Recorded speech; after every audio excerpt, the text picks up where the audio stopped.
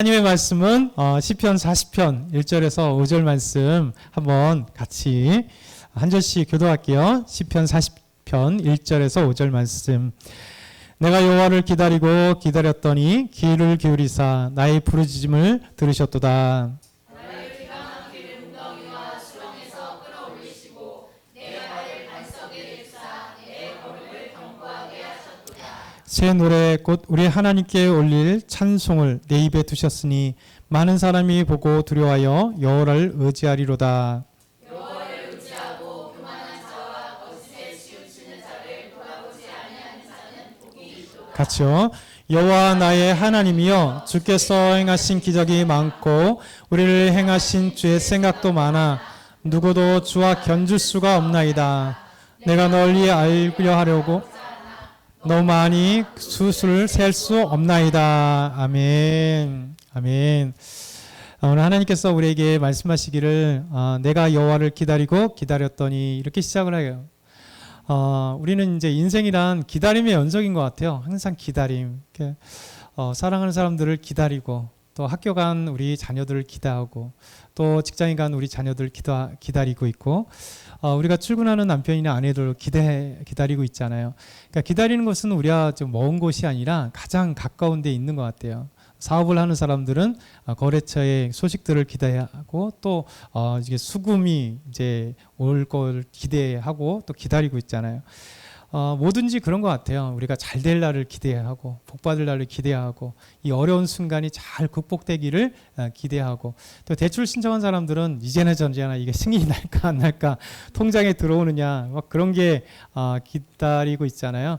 우리도 이제 집에 대출을 할 때 버팀목 대출이기 때문에 이제 신청하고 또 지난번엔 됐지만 동일하게 또 되리라고는 없잖아요. 또 이쪽으로 이사 올 때 다시 또 대출을 해야 되니까 그 시간 될 거라고는 생각하지만 그러나 승인이 딱 떨어질 때 안심이 되잖아요. 그래서 하나님 은혜가 이렇게 다 이렇게 대출의 시간들을 기다리고 기다리는 것. 학생들은 뭘까요? 만약에 고등학교 또 어디를 지원했는데 그 배정을 받느냐. 또 고등학생들은 이제 대학교 내가 어디를 그래서 이제 수능이든 그러니까 수시든 정시든 넣고 합격을 기대하는 마음 또 아니면 시험을 보면 또 시험을 기대하는 마음 또 직장을 넣었으면 직장의 합격을 기대하는 마음들 또 자녀들 우리가 생각하면 우리 자녀들이 좋은 남자를 데리고 올 것이냐 여자를 데리고 올 것이냐 만남의 기다림이 있잖아요. 그래서 우리 자녀들이 또 귀하게 결혼할 수 있는 결혼의 청첩장을 기다리고 기다리는 겁니다. 병든 사람들은 이제 치료가 되었다고 해방된 그 기다림들이 있잖아요.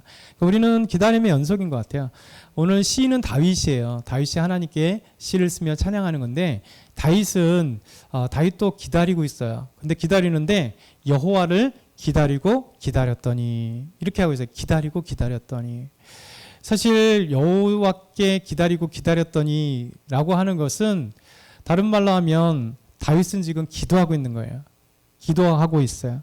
근데 기도하고 있는데 귀를 기울이사 나의 부르짖음을 들으셨도다. 이게 다윗은 하나님께 기대하고 기다리고 기대하고 있는데 뭘 기다리고 있었냐면 하나님 앞에 귀를 기울이사 하나님 저의 말에 귀를 기울여 달라는 거예요.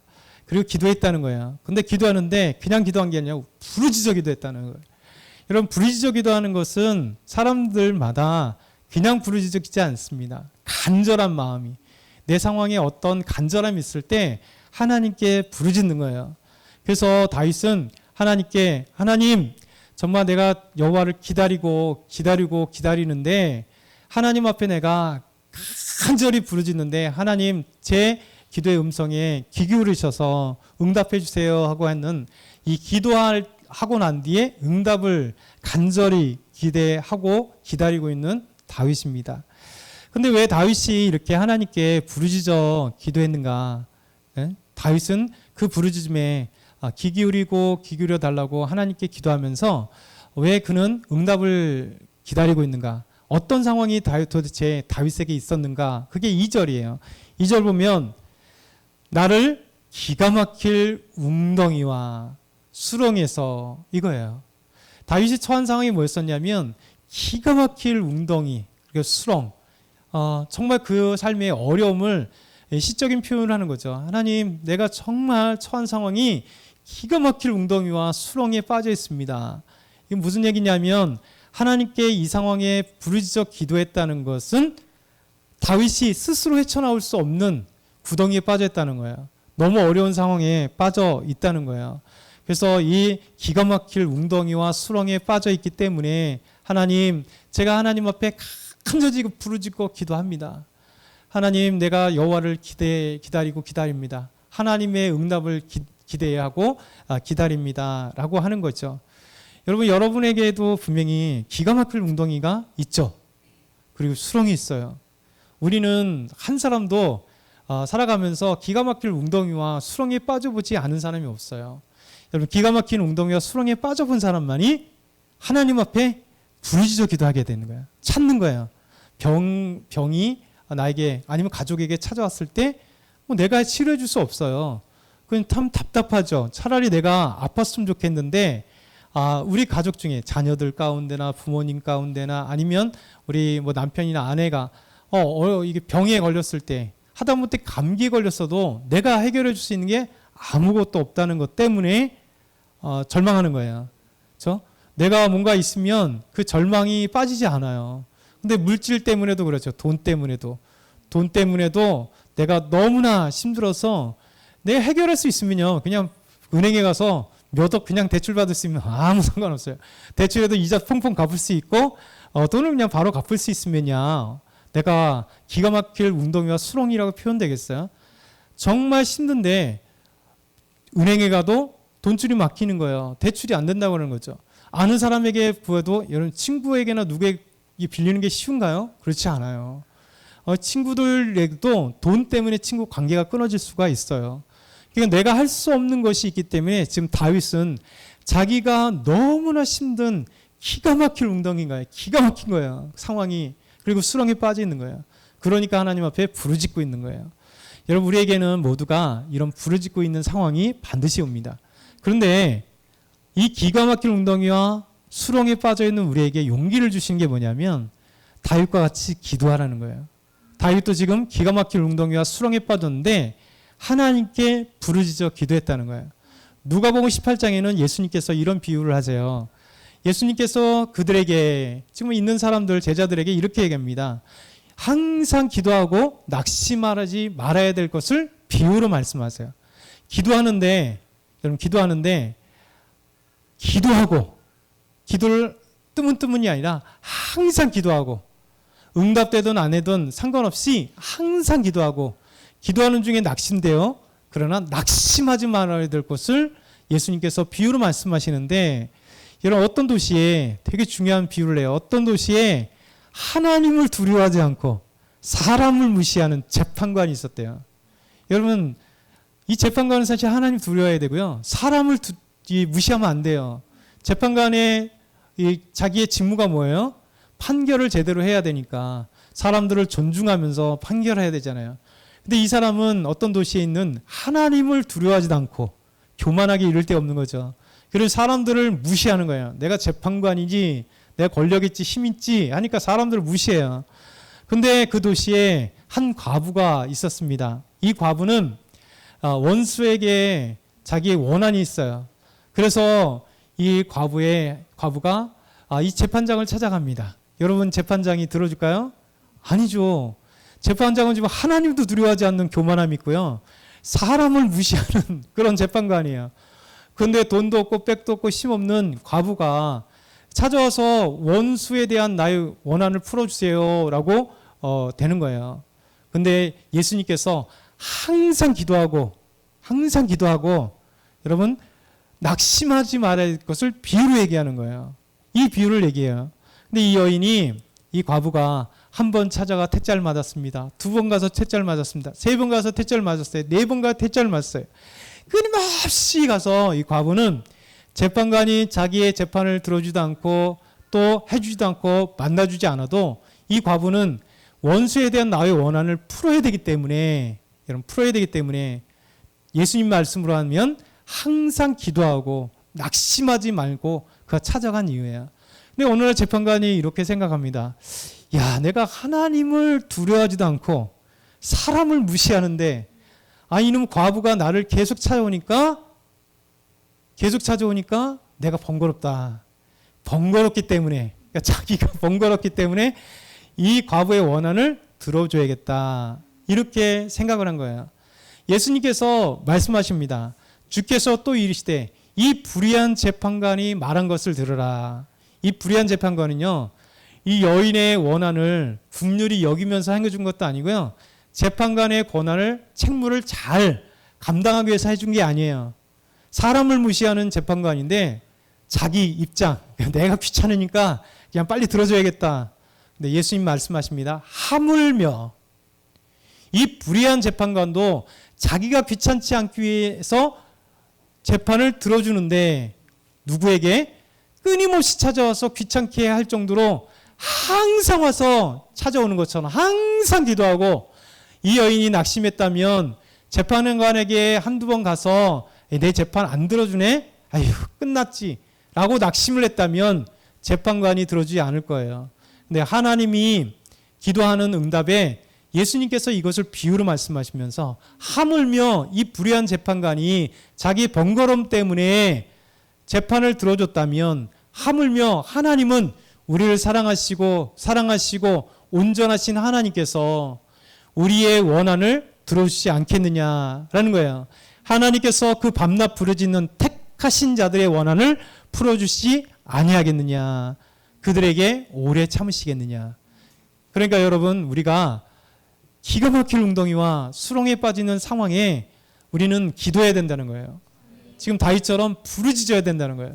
그래서 하나님께 부르짖어 기도하면, 계속해서 기도하면, 낙심하지 말고 하나님께 기도하면 여러분, 하나님께서 그 부르짖음에 귀를 기울이시고, 그리고 하나님께서 반드시 우리를 보시면서 하나님 정한 때에 하나님께서 우리에게 응답하신다는 거예요. 다윗은 이 기가 막힐 웅덩이를 지나 하나님께서 부르짖음에 귀를 기울이시고 응답하신 것을 체험했어요. 그래서 2절에 나를 기가 막힐 웅덩이와 수렁에서 뭐래요? 끌어올리시고 내 발을 반석 위에 두사 내 걸음을 견고하게 하셨도다. 과거형이에요. 여러분, 다윗은 이런 인생을 사는 거예요. 다윗은 누가 봐도 정말 기가 막힌 인생을 살았잖아요. 최고의 권력자인 왕, 최고로 존경받는 왕. 3,000년 전의 왕이었는데 이스라엘은 3,000년 동안 가장 존경스러운 왕이 미국 사람들이 에브라함 링컨을 가장 존경하는 것처럼, 워싱턴 대통령을 제일 존경하는 것처럼, 그들은 3,000년이 지난 지금도, 그리고 3,000년 동안 이스라엘 역사에서 가장 위대한 왕이 다윗 왕이고 가장 존경하는 왕이 다윗 왕이고, 지금도 다윗 왕처럼 이 나라를 굳건히 세우며 하나님께 가장 가까이 가길 원해서 이스라엘 국기에도 다윗의 별 육각형 6 이 마름모가 있는 육각형 별이 바로 다윗별이에요. 그래서 그들의 국기에도 다윗이란 인물이 그들이 존경하는 거예요. 근데 다윗이 그의 삶 가운데 기가 막힐 웅덩이와 수렁이 그 인생 가운데 너무 많았다는 거예요. 자, 생각해 보세요. 다윗이 어린 나이에, 형님들은 지금 징용당해서 블레셋과 전투에 나갔어요. 전투에서 한참 싸우는데 걸 덜덜 떨고 있는 거예요. 왜냐하면 상대방에는 거대한 골리앗이 있고요. 그 나가지 못해요. 아버지가 얘기합니다. 형들에게 곡식을 좀 갖다 줘라. 얘는 전쟁 물자가 그렇게 원활하지 않으니까 형들에게 가져갈 식사, 볶은 곡식을 가져간 거예요. 다윗이 소년이에요. 14살, 15살 정도 되는 소년이 전쟁터에 형님들에게 음식을 갖다 주려고 갔는데 쩌렁쩌렁한 소리가 들리는 거예요. 이스라엘 무시하고 하나님을 막 비방하는 목소리가 쩌렁쩌렁한 거예요. 결국 다윗이, 어린 소년이 하나님을 무시하는 골리앗, 이스라엘 백성들을 무시하고 있는 골리앗, 이 소년이 물맷돌 갖고 나갔어요. 그리고 다윗이 골리앗을 이겼어요. 그러고 난 뒤에 사울 왕에게 차출돼서 그가 장군이 되었어요. 어린 나이에 장군이 됐단 말이에요. 여러분, 여기까지는 승리한 걸로 보였습니다. 그러나 사람들이 얘기합니다. 가서 전쟁에서 승리할 때마다 사울이 죽인 자는 천천히요, 다윗이 죽인 자는 만만입니다. 사람은 자기보다 좋게 얘기하는 것을 가만두고 싶은 사람 별로 없어요. 속 안에서 처음에는 인정하지만 계속 그렇게 하면 왕이 자기인데 자기에게 사울은 만만이요, 그 밑에 있는 다윗은 천천히입니다 하면 너무 좋아할 텐데, 사람들이 다윗은 만만이고 사울 나오면 천천히요 그러니까 사울이 시기심이 점점 발동하는 거죠. 그래서 결국 다윗을 있을 때마다 죽이려고 해요. 창으로 던져 죽이려고 하고 어떻게든 죽이려고 하고. 그러면서 사울에게 다윗은 이제 피난의 길을 떠나가게 되는 거죠. 이런 광야에서 오랜 시간 동안 사울에 피해서 사울은 끊임없이 군사를 보내 죽이려 하고요. 그리고 그는 또 피하고 결국 왕이 됐어도 다윗의 인생은 기가 막힐 수렁과 웅덩이에 빠진 적은 많아요. 정말 다윗이 강력한 국가를 만들었습니다. 그런데 그 자녀들, 나무 보죠? 가지 많은 나무에 바람 잘 날 없다. 이게 다윗의 모습이에요. 우리나라 역사도 마찬가지예요. 여러분, 저 세조부터 시작해서 쭉 보면 우리나라 모든 왕들 보면 여러분 다 무슨 문제예요? 자녀들 문제예요. 한 여자의 자기 왕비에 자녀만 있으면 그것도 문제인데, 여러분 많은 후궁과 첩들에게 있어서 왕자들이 많으니까 세종도 20명인가 25명의 자녀들 있잖아요. 거기서 얼마나 많은 싸움이 있는지 몰라요. 그러니까 엄청난 그런 싸움들 때문에 고통당한, 다윗도 마찬가지입니다.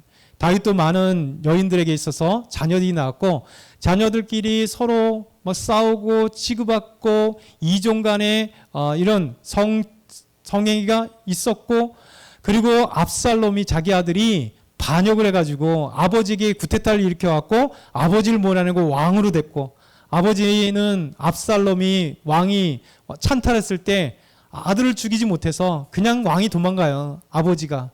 그런 과정 속에 있다가 결국 압살롬이 죽게 되고 다윗이 돌아오면서 눈물을 흘려 압살롬아 압살롬아 압살롬아가.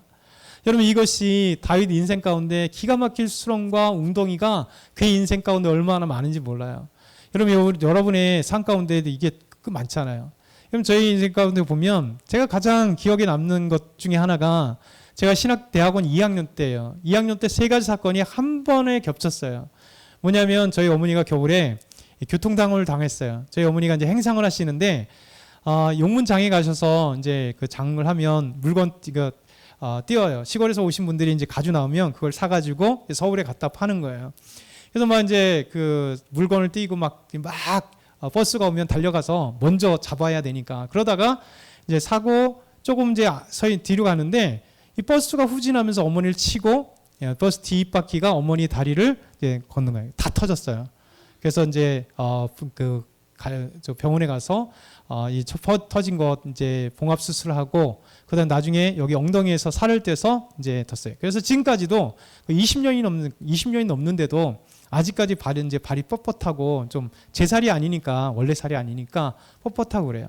그래서 겨울에 딱 그 사건을 경험하면서 정말 어떻게 할 바가 없어요. 왜냐하면 저는 신학생이고 교회에서 사례는 35만 원 받고, 어떻게 제 생활과 등록금 하는데 어떻게 해요? 그러니까 가장 힘들었던 게 뭐냐면 내가 돈이 없다는 거예요. 어머니에게 병원비를 좀 줬으면 좋겠는데 없어요.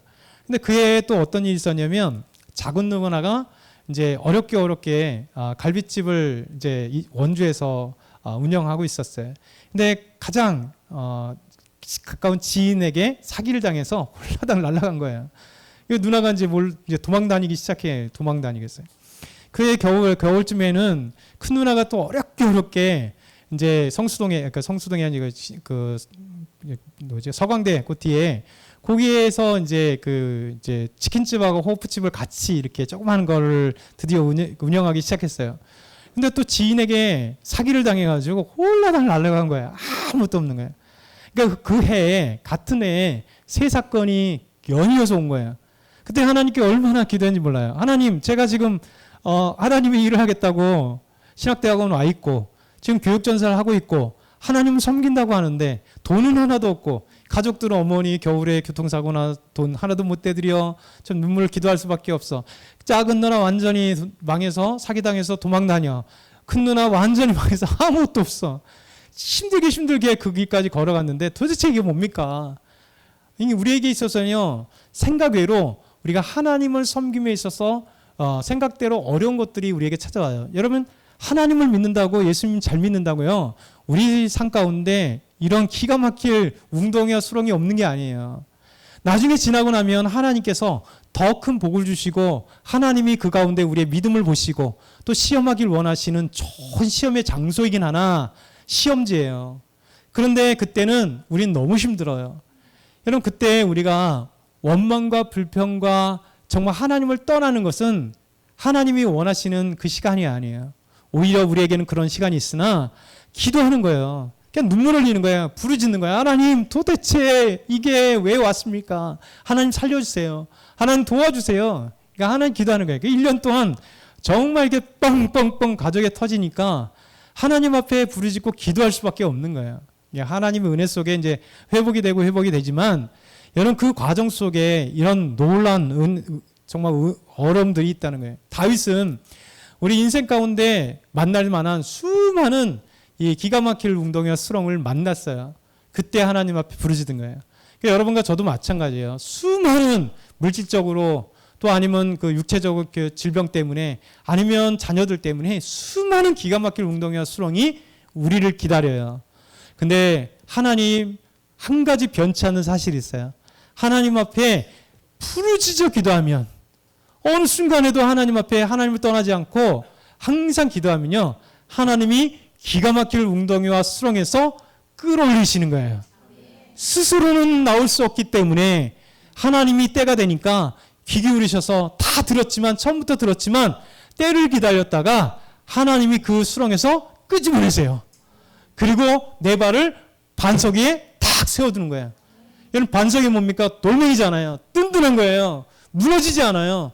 하나님이 이 기가 막힐 웅덩이와 수렁의 그 시험의 기간이 지나가면요, 하나님이 끌어올리시는데 다시 흔들리지 않는 든든한 이 반석 위에, 돌멩이 위에 우리를 세워두는 거예요.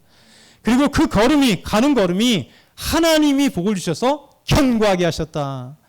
이게 바로 다윗에게 허락하신 은혜예요. 여러분, 이 은혜를 체험한 사람만이 3절에 보니까 새 노래로 하나님께 찬양 드리는 거예요. 여러분, 하나님의 은혜를 경험한 사람만이 입술 속에 찬양이 가득한 거예요.